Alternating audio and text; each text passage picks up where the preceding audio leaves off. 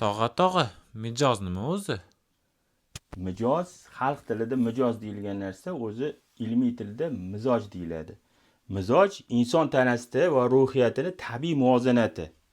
Bu yoki issiq sovuq yoki ho'l quruqligi holati.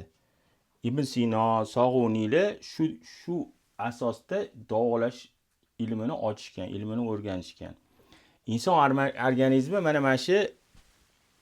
mana shu hududda yashaydi. Quruqlik, issiqlik, ho'llik, sovuqlik.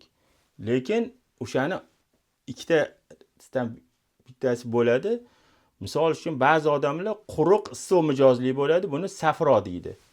Yoki issiq, ho'l mijozli odamlar qon mijozli bo'ladi. Sovuq, ho'l mijozlilar balg'am mijozli bo'ladi. Sovuq, quruq mijozlilar safro mijozli bo'ladi. Buni o'sha mijojini iloji boricha muvozanatga keltirish kerak. Mo'tadilligiga intiltirish kerak.